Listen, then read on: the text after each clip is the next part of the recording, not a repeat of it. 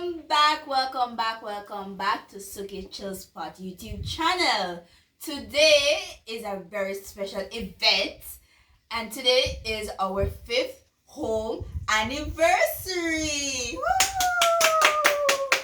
And today we have a very special, important guest, our homeowner, Miss Lamoy Rule, educator, minister, and everything in between. So, Miss Rule, how are you feeling this fine morning?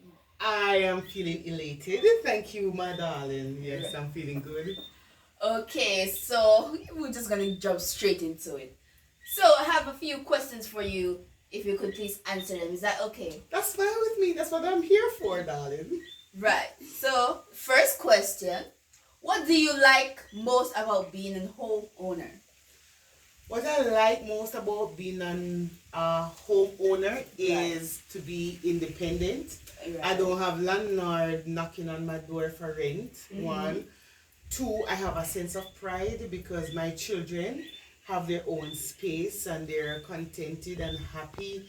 I get to make the decisions of um, to how to decor the inside and the outside, and I have this sense of joy and accomplishment because with God Right.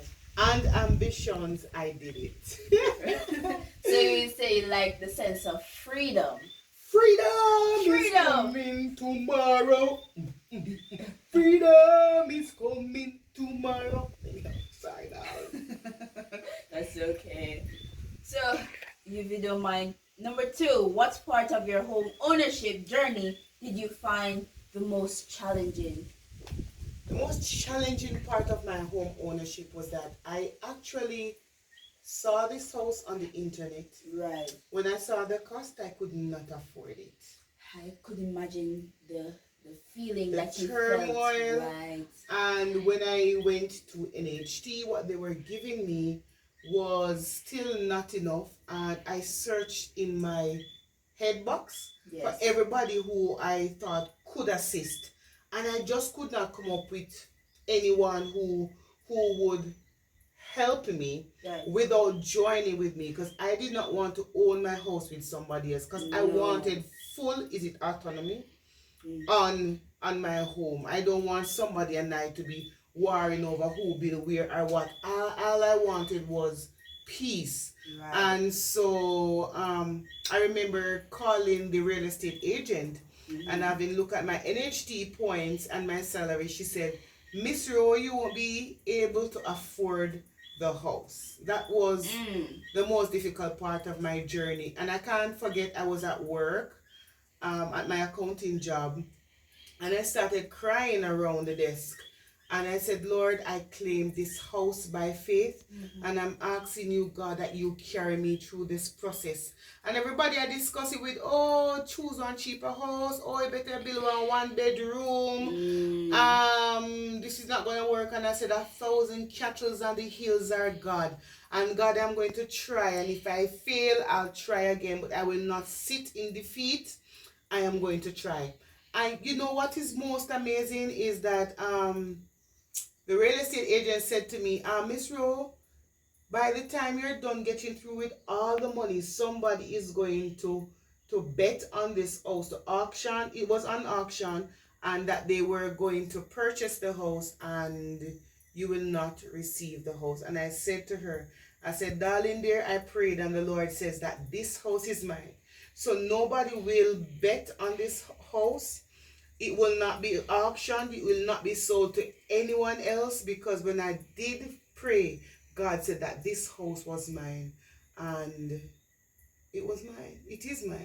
It is. Don't you just love that, people? Give her one more clap for this brilliant homeowner. And I know you made mention of you having some challenges with the real estate owner. So could you tell me some things that I know you've made mention of it, but I want some more things that they said that you disagree with, and also describing your negotiation strategy when you were during the home purchase. Wow, I'm proud of these questions. My money has not gone to waste. You're brilliant. All right, so let me tell you some of the strategies. All right, so the house was going for a couple $1 million. I won't disclose the cost. No, that is very private And information. yes, I have learned to shush Right. these days. And such NHT could have only covered 3/4 of the total cost. Right. And the lady was frustrated because I was the first person to bid on the house, but I didn't have enough money. And she was pushing me to join with somebody else and purchase. I did not want that because what I was longing for though was peace. Having gone through a lengthy divorce and broken marriages and stress through college, I wanted to find somewhere far away from everybody. Everybody would visit me. So, Suki, why you live so far? This was deliberate. I deliberately purchased a house far away from everybody so I could have some peace and tranquil. I longed for that. Right. And so I did not want to include anyone in the purchase. So I said, God, I'm going to go after it. And so my training in accounting and budgeting and money management was one of the main reasons why I acquired this house, because I went back to my salary and I said, how am I going to do this? I'm not purchasing the house with anybody and it's going to be done. So what I did, my accounting job that was temporary, right? I said to myself, if I did 4 years in college and 4 years in college, and if I survive off the salary from the accounting job, then now that I have transcended it into teaching, then I can survive off the accounting bigger salary, for another 2 years. So what I did for 2 years, I did not touch my teacher's salary. I did not spend it any at all. I lived below my means. I went to meat shop and I bought chicken back and I bought tin mackerel and I bought chicken neck, turkey neck, and you're all witnesses to that. And I cooked meals that filled our stomachs but not really our appetite. And so for that 2 years I did not touch my teacher's salary. And after a year the lady said to me, Miss Rowe, I don't know, but somehow your pearls are stronger than everybody else's because nobody's betting on the house. And I said to her again, Miss, I told you that God said that this house was mine, so nobody else will bet on the house. And approximately a year and 2 months after which I saved some money, and they said that they wanted a deposit on the house to show that I actually wanted the house, so I deposited the money, but I still was out by couple millions. And so my boss that I was working with saw me crying, and big ups to him, and he said, Lamoy, what's up? I said, I'm really trying to buy this house. It has the right amount of bedrooms, it's in the right area, it has the conditions that I would want my children to live in, because I want to be a better parent than my parents were. Not that my parents were excellent parents, but because they had so many challenges, right? We struggled more than we should. And so he said to me, me no want my NHT points, why you not go take for me? And the fastest me reach down at NHT. Wow. And I said to him, sir, I am not interested in anyone being a part owner in my house. So is it that you want to be part owner, you just want to give me your points? And he said, no, I'm giving you the points. I went to NHE and he signed over all his points to me, added with my points, added to a year's salary. And then when I look, I realized that I'm still going to have to work another year before I can actually purchase the house. So I started applying in NHT and made the deposit of my year's salary to the real estate agent. And then I saved for another year again, and I went 2 years without touching my teacher's salary because that was saved towards going to my house. Whenever I want something, I go after it, and if I have to make the sacrifice in doing so, I am going to do it. So for 6 years, I didn't buy a piece of clothes, I didn't buy shoes, I didn't go anywhere, hardly did my hair, because my aim was to buy my house. So now when I was near to the money, I said, but Lord, I'm not going to have any money to fix up the house. So I called the lady and I said, do you think they would take $1 million off the house? And she said, no, ma'am, you're already getting the house cheap. So I said, why don't you ask them? She said, it's out of my hands because the owners are no longer selling the house, but NHT is actually selling the house. And it's going back on auction. I said, but I paid my deposit. She said, yes, but you've not completed the sale. So I said, I'm going back into prayer. And so I went into prayer. And a lady from head office, she called me and said, our boss approved you getting the house for 1 million less than you should. I have to say, who could that be but mighty Jesus? The exact cost that I wanted, because I wanted the $1 million to actually do some final touches. And because when I actually saw this house, it was a diamond in the rough. Fixer upper. A fixer upper, dirty grass growing up, morass on it. The yard was red dirt, no wall, no gate. Furthermore, the owner actually removed all the electrical works in the house, the sockets, right? The electrical wires. He removed the cupboard out of the house. And he removed the window. You see those tiny crossway things on the window that's supposed to hold the window?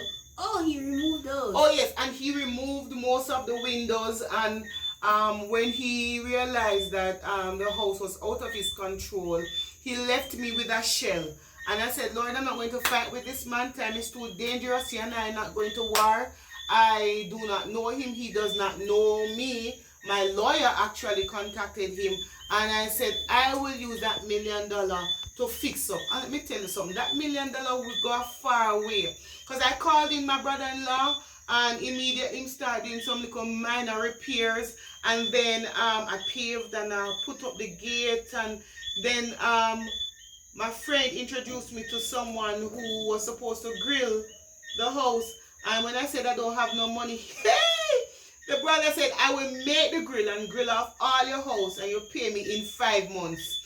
And so I purchased the house. I started paying mortgage. But mortgage was part of your salary. Part of my salary, but like maybe 30% of my salary, 40% of my salary. And so I said if I survived on the accounting salary, that was just a little stipend, I can go another 6 months. So what I did is he did the grills and everything so I could move in and feel safe, and I paid him every month. So what I saw was the Lord lining up everything into his own will. And when I moved in, I remember that the man didn't even leave a key. And we had to climb through the windows and get a locksmith to change off all the key. Outside was dirty and nasty. So what I did was actually got a paint job. And I said, Lord, I just want it paint and the floor clean. I will do the rest. And when I look today, after 5 years, how far this house have come from. I mean, I could show you pictures, but I'm not going to do so. As I said, I've learned these days to share, but not to share too much. Right. Where this house is coming from and where it's at now. And when my children, when their friends come over, how they feel like rich children, and they feel so happy and contented in their own space, because, you know, room by room, we take little by little, and I've done it, and I'm super proud of myself. Yes.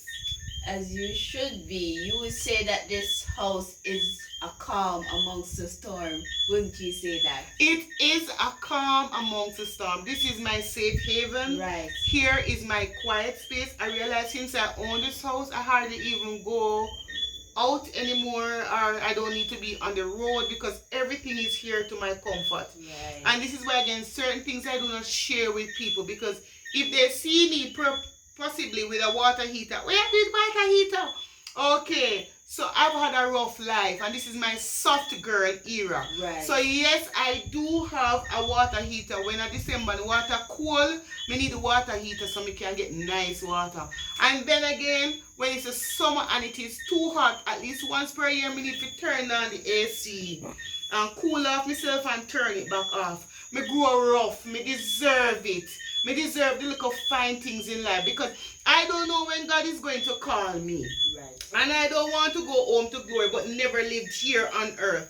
And so I try to live, but I live within my means. I'm a master of budget and I'm very smart and wise with my money. I don't waste money and I never spend my salary without a budget.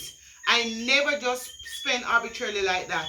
There must be a plan, and if I said I'm not going to buy this, I'm not going to buy that. And so I have my cheat days when I feel like I need maybe a dress or a little cute some, and I'm going to go on Temu and I'm going to go on Shein and I'm going to look the little $2 and $3 stuff and I'm going to dress up like a queen's daughter, but I'm not going to spend money on clothes and them stuff there. I'm not beating on anyone who has done it, but me personally, because doing it alone, the pressure is more. Right. And so because of that, I have to be wise. When I am rich, Right. because I'm going to be rich. Oh. Yes, you're going to be rich. I am going to be rich. Yes, you are. Say it again. I'm going to be rich. I am going to be rich. 1,000 kettles on the hills are God's. Hallelujah. And so I'm going to be rich. And when I'm rich, I will have 100 shoes. Right, next question.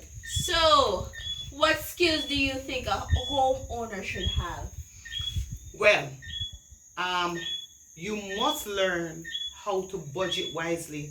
A lot of people lose their houses because they are doing too many things at the same time. I agree. Now I have a 5-year plan, I have a 10-year plan. I write it down. Mr. Cameraman, you're crushing my flowers, please, sir. All right. And so what was I saying again? You have a 5-year plan and a 10-year plan, and so I budget. Right. I make sure that my expenses are not too many and that I have a little spending way in my salary.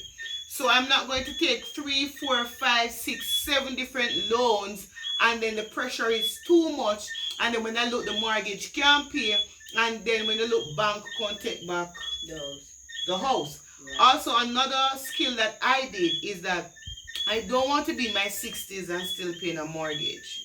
So I arranged that my mortgage, a section of my mortgage that my boss helped me with, will be cleared in a few years, anytime soon. And then the other section of the mortgage that is mine, right, though they give me 30 years, my mortgage in 2 years is going to fall to less than half of what I'm paying now. Right. That's how I set up my mortgage. And so the mortgage in the next 2 to 3 years is going to be so small because of how I set it up, that it's going to be less pressure. But when that time comes, I may change my strategy, because my strategy was to get the mortgage small so that I don't feel much pressure in paying. But now I'm thinking at 45 years old and not wanting to pay a mortgage when I'm 60 or 65, right? Because a lot of teachers retire paying a mortgage and lose their houses at 65 because either retirement plan didn't come through, or they did not get their pension early enough, and they're no longer working, there's no saving, and then they may have to go stuck up with one of them children, have them family, and you know, it's a whole frustrating road. So I do not want that. So what I may do is continue paying that big mortgage as long as I can, so that my mortgage term, instead of 20 to 30 years, will be reduced to 10 years. If you understand what I mean. Okay, so it will be finished before you're 60. For example, if I'm paying $80,000, in 2 years how I set it up, I'm only going to pay like $28,000. And so I am thinking, if I can go another 5 years, still paying the $80,000 a month for a mortgage. That's just an example, you know. Right. Right? That will reduce the amount that I owe. And to be honest, the balance that the balance that is left, it may be, all right, let me not get into that. The balance that is left, Right. in I have a 5-year plan to close that off. Because by that time I am 50 and I don't want to have a mortgage by I'm 60 years old. And so people might think my life is boring. But yes, I do take time out for a little hotel, a little trip, a little this, a little upgrade in the degree and so and whatever. But my plans are strategic. Yes. Yes, I would say it is well deserved, and I love your story because I can see how much you have struggled. And to find this diamond in between the rumble is truly a remarkable miracle by the one and only God. So, Miss Rowe, as an educator, as a mother, as a stronghold for this stronghold, I would like you to give the viewers a final few words and encourage them to say it is not too late to do something that you put your mind to, and encourage them, say you too can and will buy a house. Back to you, Miss Rowe. Let me encourage everybody today. Yeah. I remember when I started Teachers College, I was 32 years old. I was laughed at, I was mocked. Where are you going to teaching so old? I will go hire you by your 36. Let me tell you something. I walked into an interview without a proper interview because after interviewing everybody, when the interviewer saw my resume, right, they just said, what areas do you want to teach because you're so well rounded? Good. And so I acquired that job by faith, with determination, and with God's wisdom. And when I wanted the house, I came up on many obstacles and naysayers just the same. But the thing is, I am very determined until my last breath. I will fight and I will fight and I will never give up. So my encouragement, do you have a plan?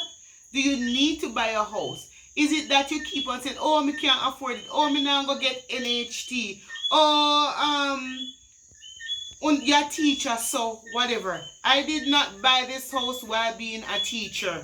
I started the process before finishing college when I was only working minimum wage. Minimum wage.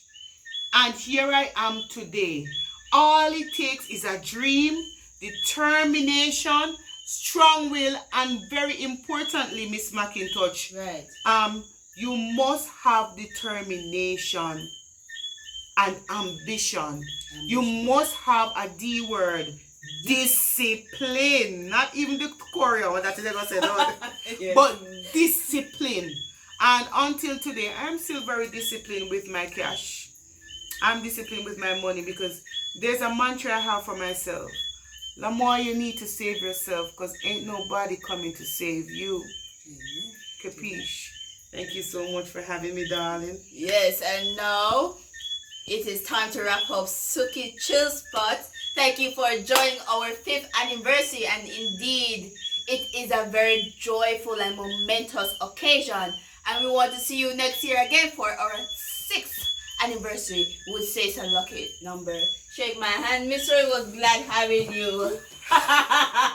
You're so short. She really is.